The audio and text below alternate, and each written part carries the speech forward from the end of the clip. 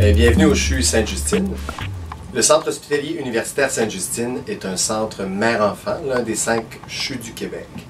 Il est affilié à l'Université de Montréal et comporte la plupart des programmes pédagogiques universitaires de formation en santé, dont le programme de pharmacie. Le département de pharmacie comporte environ 120 personnes, près de 40 pharmaciens, autant d'assistants techniques, seniors en pharmacie qu'on appelle aussi préparateurs, du personnel de soutien et des étudiants au premier et au deuxième cycle. Quand on veut décrire ce qu'est la pharmacie, une des façons de le faire est d'utiliser 5 axes, 5 perspectives pour décrire cette profession. On parle des services, c'est-à-dire la production de médicaments, la validation d'ordonnances qui permettent de faire fonctionner ce qu'on appelle le circuit du médicament.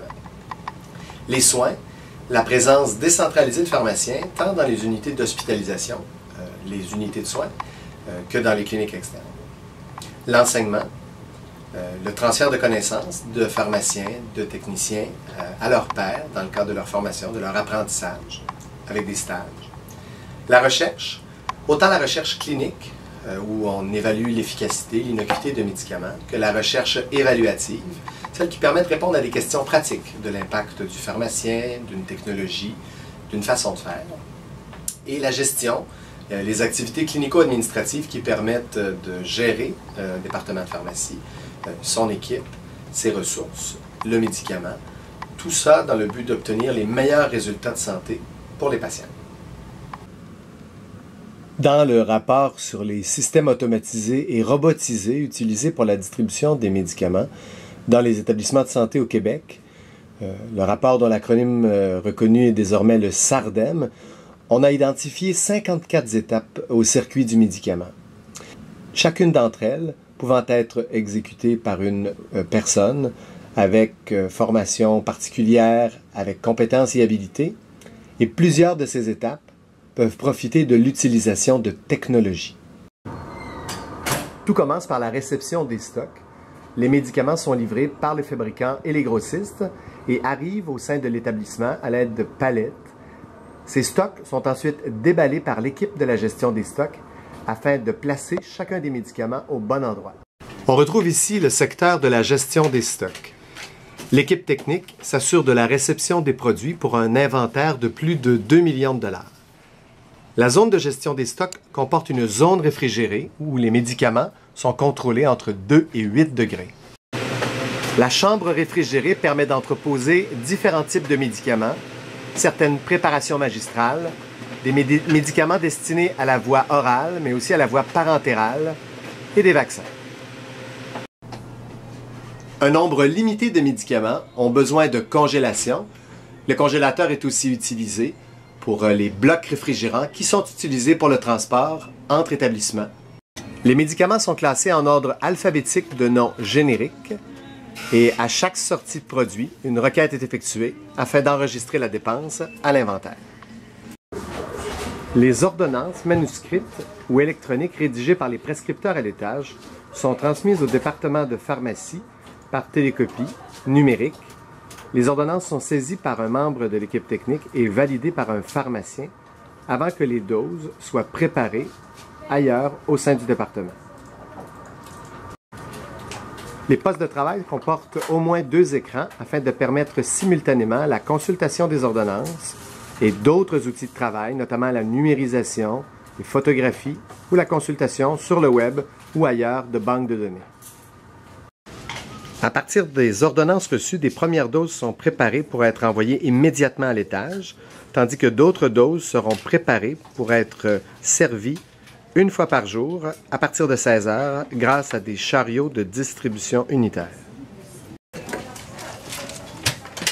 Les doses de médicaments, les premières doses, sont envoyées par pneumatique au sein de l'établissement qui possède, sur la plupart des unités de soins, une station comme celle du département de pharmacie.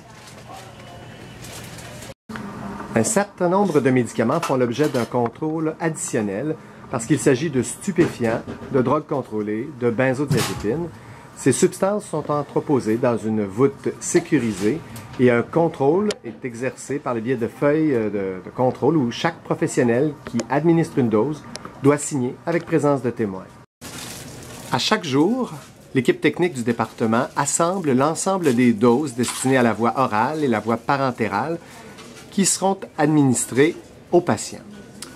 Dans cette zone, on retrouve des chariots de transfert qui comportent des tiroirs patients où l'on retrouve la médication de chaque patient pour une période de 24 heures. Ainsi, chaque tiroir qui comporte le numéro de chambre contient les médicaments de 24 heures qui seront utilisés par l'infirmière pour l'administration au chevet du patient au sein d'une unité de soins.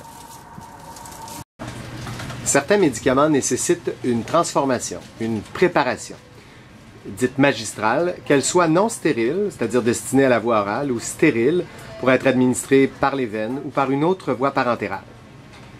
Au secteur de fabrication-préparation, un pharmacien coordonne une équipe de techniciens qui assure les préparations magistrales selon des normes professionnelles québécoises, canadiennes et internationales. Préparer des médicaments comporte des précautions. Le personnel porte des équipements jetables qui le protègent, mais aussi protègent le produit de toute contamination lors des manipulations. L'ensemble des doses orales destinées à la clientèle pédiatrique fait l'objet de manipulations qui permettent la reconstitution de seringues à partir d'une production informatisée avec code-barre, affichage à l'écran des ingrédients sources et étiquetage complet pour le personnel soignant. Certains médicaments comportent des risques accrus pour le personnel exposé. On parle de médicaments de la liste NIOSH, un organisme américain en santé et sécurité au travail. Ainsi, une hotte avec évacuation externe permet ces manipulations non stériles pour la préparation de ces doses de médicaments. L'ensemble des préparations magistrales comporte l'utilisation de caméras numériques qui permet de garder de façon asynchrone des photos des ingrédients et des activités réalisées pour la validation par le pharmacien et pour une vérification ultérieure. Les préparations magistrales requièrent beaucoup d'ingrédients, des enceintes de préparation, des outils informatiques, des surfaces de travail, mais aussi des équipements pour le nettoyage, le lavage et l'entreposage. Le travail de préparation est un travail d'équipe. Le pharmacien et son équipe technique, aux différentes tâches, se double-vérifient pour éviter des erreurs à chacune des étapes de préparation. Des registres manuscrits sont signés et chaque étiquette doit être associée au bon produit pour s'assurer que les doses sont administrées au bon patient. Une salle de préparation stérile de type ISO 7 qui limite la quantité de particules et qui assure un nombre suffisant de changements d'air permettent à l'équipe technique de réaliser des préparations stériles dans des hottes à flux laminaire vertical où l'air produit, filtré dans la hotte, assure une zone de propreté inégalée pour la stérilité des préparations. 7 enceintes de préparation sont utilisées au sein de notre équipe et chaque enceinte est dédiée à la préparation de certains types de médicaments. Il s'agit de la zone où l'habillement est le plus strict et le personnel doit se protéger et protéger le produit, incluant un lavage des mains rigoureux et un entretien régulier de la salle. De plus, un monitorage de la croissance microbienne est effectué périodiquement afin de confirmer que la salle n'est pas contaminée. Le personnel technique prépare les doses de médicaments selon des techniques stériles strictes et l'ensemble de cette production comporte aussi des caméras numériques afin d'assurer la qualité des préparations. En situation d'urgence, le personnel soignant doit pouvoir accéder rapidement à une gamme prédéterminée de médicaments afin d'assurer la survie du patient, que ce soit une réanimation cardio-respiratoire, le soutien à un patient qui a besoin d'être intubé, qui comporte une réaction allergique ou autrement. L'équipe technique du département de pharmacie prépare des plateaux structurés qui, dès qu'ils sont ouverts, sont retournés au département de pharmacie pour être revérifiés à nouveau et réemballés de façon sécuritaire pour assurer leur intégrité. Tant à l'entrepôt que dans les différentes zones de production du département, on utilise des réfrigérateurs qui sont tous monitorés sur un système de vérification en temps réel avec historique sur un serveur afin de garder l'ensemble des valeurs de température pour s'assurer que les médicaments sont conservés en tout temps à la bonne température. Le médicament n'est pas un déchet comme les autres. Des poubelles particulières sont utilisées parce que les déchets médicamenteux sont incinérés lorsqu'ils sont jetés pour disposition par l'établissement de santé. Certains équipements permettent l'ensachage des médicaments ou de façon individualisée et exceptionnelle, comme dans la manipulation que vous voyez actuellement, ou en utilisant des tiroirs précalibrés qui permettent la production de sachets au nom du patient et qui sont ensachés chaque jour à partir de la liste informatisée et du dossier clinique du patient. Ces doses individualisées seront regroupées dans le tiroir du patient et seront utilisées par l'infirmière et déchirées au chevet du patient pour permettre de reconnaître, jusqu'à la dernière étape, l'administration du produit. Certaines clientèles profitent d'un système de distribution particulier, notamment les patients en réadaptation, qui comportent une distribution hebdomadaire et une livraison de leurs produits par un transport routier ainsi que des poches de transport, compte tenu de la distance, le site étant éloigné de 10 km de l'établissement. Le département de pharmacie encadre aussi des activités de recherche. Son service pharmaceutique de support à la recherche assure une gestion structurée qui respecte les bonnes pratiques cliniques et l'ensemble de la réglementation pour assurer le succès de l'essai clinique. En vertu des bonnes pratiques cliniques, la recherche nécessite des pratiques particulières. Ainsi, l'ensemble des protocoles fait l'objet d'un cartable structuré et d'un équivalent sur le web. Une personne est dédiée à la coordination de ces activités, rencontre les gens des équipes cliniques et de recherche de l'industrie pharmaceutique ou de promoteurs locaux. Les stocks font aussi l'objet d'une ségrégation particulière et la dispensation profite d'une distribution distincte du reste du département pour s'assurer que le double insu et les autres règles du protocole sont respectées. Une partie de l'activité d'un département de pharmacie repose sur la vigilance. Une coordonnatrice à la pharmacovigilance assure la réception des déclarations d'effets indésirables qui sont proposées par les cliniciens dans le cadre de leurs activités cliniques. La coordonnatrice participe à la revue documentaire, à la déclaration à Santé Canada et s'assure d'assurer un soutien dans tout le processus de prise en charge de ces effets indésirables.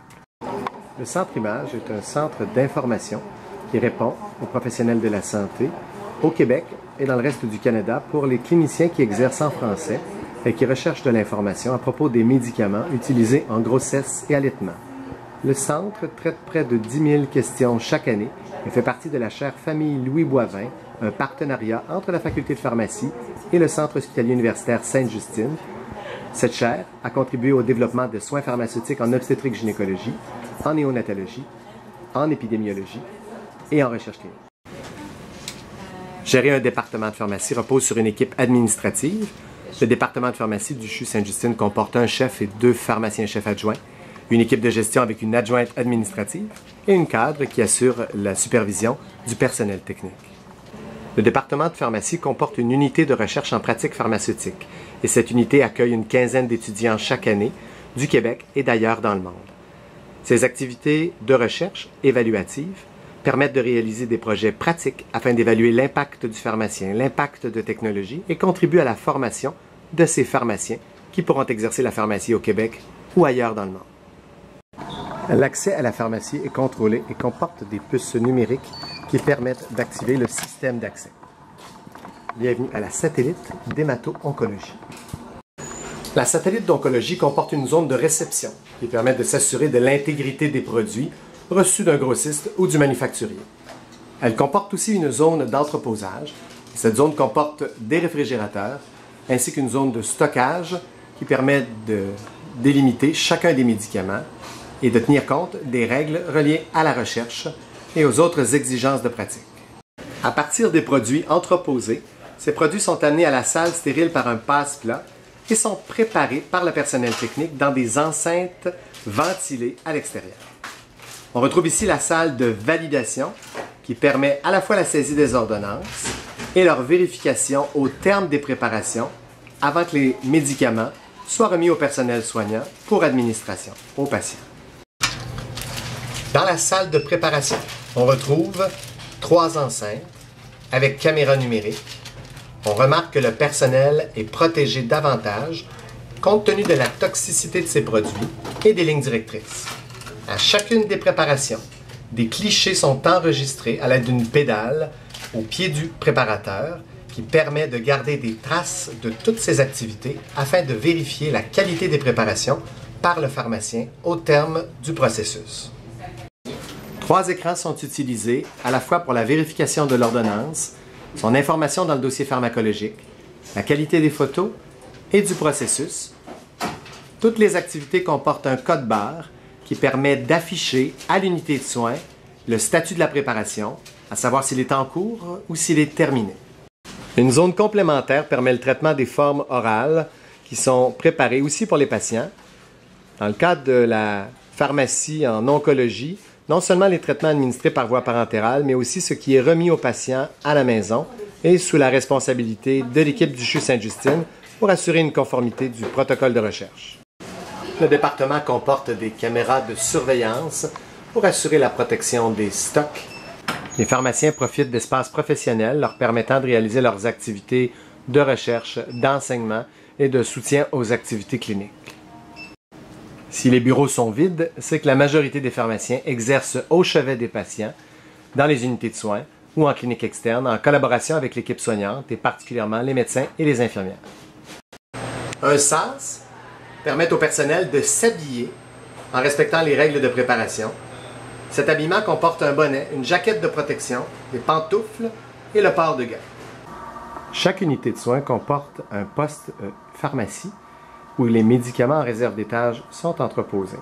De façon générale, cette station comporte un réfrigérateur monitoré, certains médicaments autorisés en réserve d'étage, un comptoir de préparation et un évier. Les médicaments administrés par voie parentérale profitent de pompes intelligentes qui permettent à l'infirmière de vérifier, à partir d'une librairie structurée validée par le pharmacien, le bon médicament et la bonne dose, la bonne vitesse d'administration. Les médicaments préparés au département de pharmacie sont remisés dans des chariots sur les étages dans les corridors. Ces chariots sont verrouillés et en connectivité Wi-Fi pour permettre de vérifier l'identité du personnel soignant qui accède à ce chariot. Chaque tiroir est échangé à tous les jours à 16 heures avec la nouvelle médication de chacun des 500 patients de l'établissement.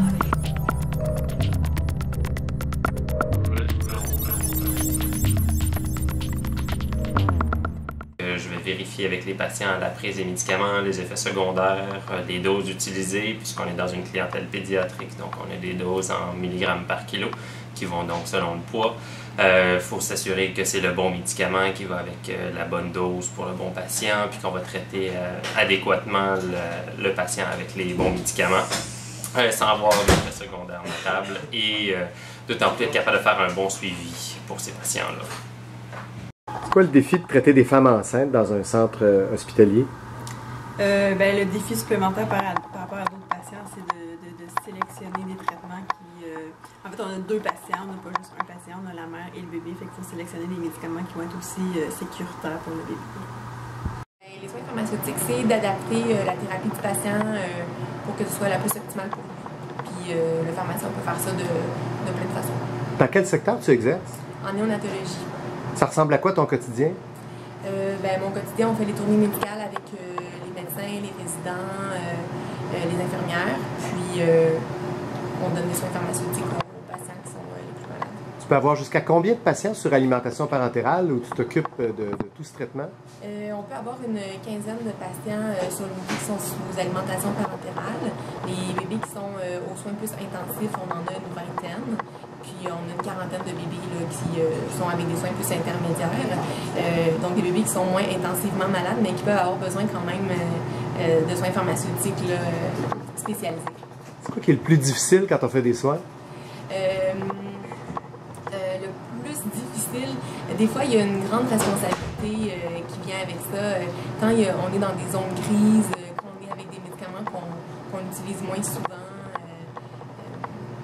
Des fois, on prend des décisions en équipe qui ont des grandes répercussions sur le patient, des fois sur la survie des patients. Puis ça, c'est stressant. La fibrose kystique, c'est une maladie qui atteint principalement les poumons, le système digestif et qui est très présente en pédiatrie. À Sainte-Justine, on a une grosse clinique, environ 200 patients. Donc, je fais partie de l'équipe interdisciplinaire. On est vraiment une très grosse équipe. Mon rôle à moi, qu'est-ce que je fais? Bien, premièrement, les patients, je les rencontre. Donc, c'est des patients que je vais suivre pendant tout leur jeune âge, ici jusqu'à 18 ans.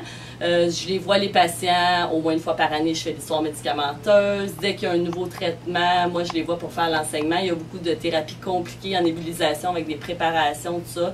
qui sont enseignés par nous, les pharmaciens de l'équipe. Ensuite de ça, on est intégré évidemment aux tournées à l'étage. On a des réunions avec les médecins, puis le reste de l'équipe pour discuter des thérapies des patients, pour justement donner des doses appropriées. Il y a beaucoup de différences au niveau des doses d'antibiotiques chez les patients fibrose kystique, fait qu'on est très impliqué à ce niveau-là. Au niveau du suivi de la thérapie médicamenteuse, qui est quand même compliqué.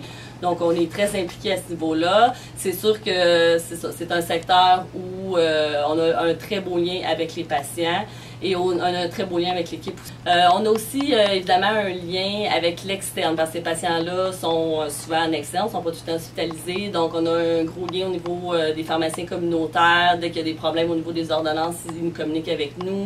Beaucoup de problèmes pratico-pratiques à régler avec ces patients-là.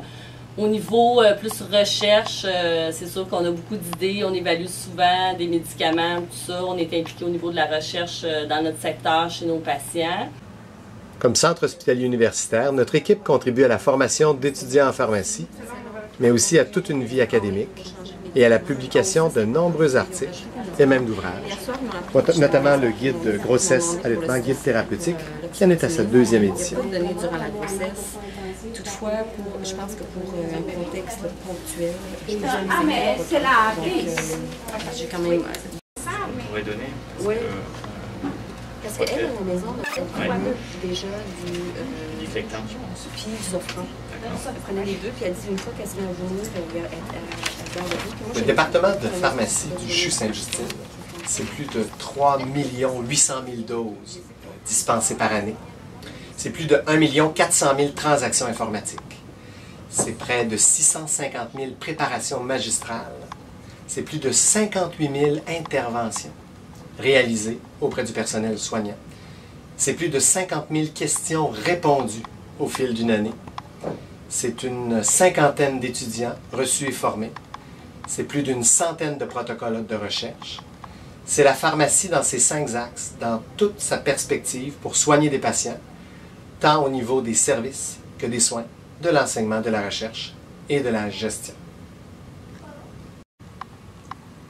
Eh bien, en bref, exercer la pharmacie en établissement de santé, c'est une profession que pratiquent environ 1500 personnes au Québec.